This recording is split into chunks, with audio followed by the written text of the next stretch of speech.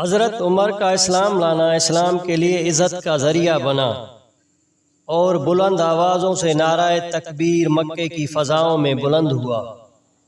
40 مسلمان جب ہو گئے پھر میرے رب نے کہا یا ایھا النبی حسبک اللہ، اے عربی تمہارے لیے اللہ کافی ہے، ومن اتبعک من المؤمنین، اور تمہارے لیے اہل ایمان کافی ہیں۔ حضور علیہ السلام کے حوالے سے ان کی حساسیت اور ان کا جوش و جذبہ اور ان کی غیرت ایمانی دیدنی تھی۔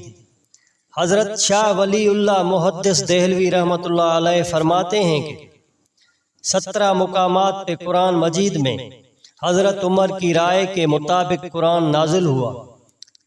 یہ اللہ تعالیٰ نے حضرت عمر کو شان عطا فرمائی، اور پھر جب حضور صلی اللہ علیہ وآلہ وسلم کے وصال کے بعد حضرت عمر سیدنا صدیق اکبر کے وصال کے بعد ہی تخت خلافت پہ بیٹھے، 22,55,000 مربع میل پر آپ کی حکومت کی حدود پھیل گئی۔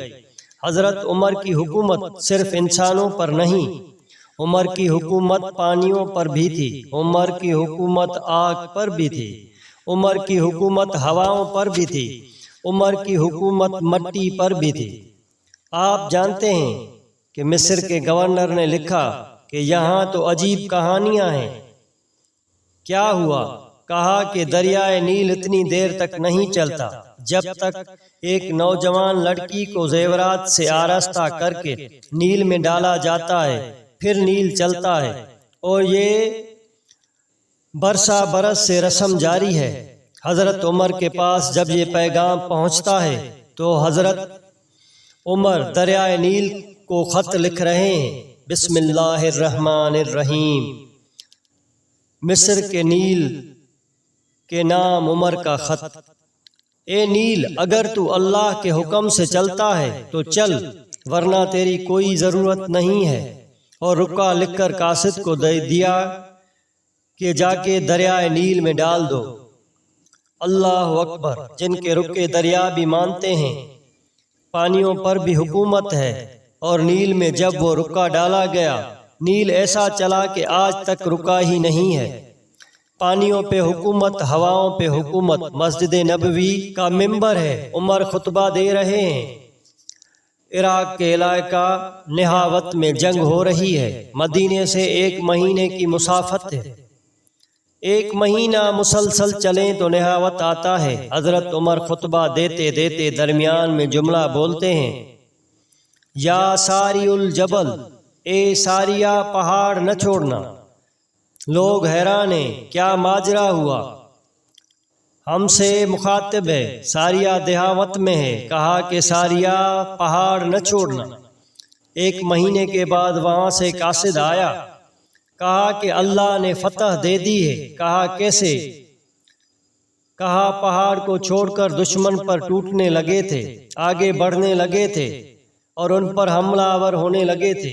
اچانک عمر کی آواز آنے لگی، پہاڑ کو نہیں چھوڑنا، چونکہ اگر ہم پہاڑ کو چھوڑ دیتے تو دشمن پیچھے سے حملہ آور ہونے کے لیے تیار کھڑا تھا۔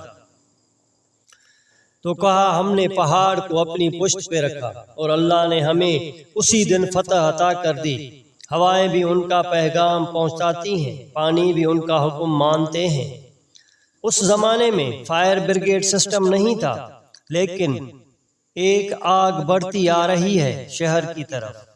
لوگوں نے حضرت عمر کو بتایا، امیر المومنین، آگ پھیلتی چلی آ رہی ہے اور شہر کو اپنے قابو میں لینے والی ہے۔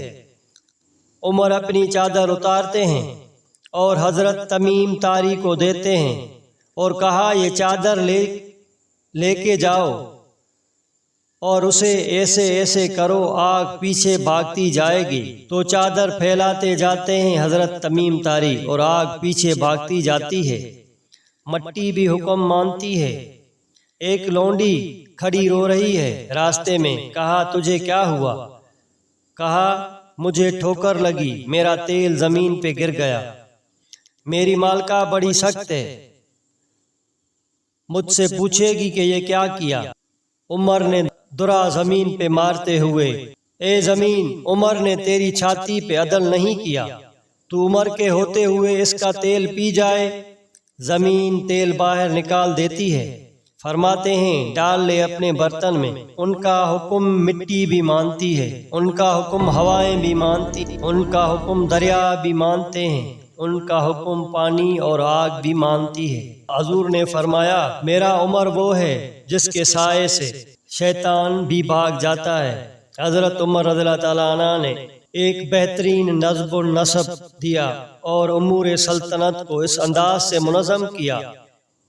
ایک غیر مسلم مفکر کہتا ہے اگر اس امت کو ایک اور عمر مل جاتا تو پوری دنیا پہ حکومت مسلمانوں کی ہوتی۔ ایک دن مسجد نبوی سے باہر حضور تشریف لا رہے تھے۔ دائیں ہاتھ میں حضرت ابو بکر کا ہاتھ تھا، بائیں ہاتھ میں حضرت عمر کا ہاتھ تھا۔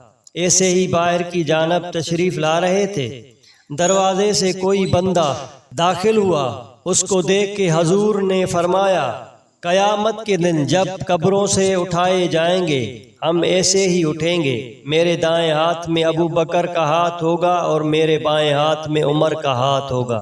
اللہ اکبر۔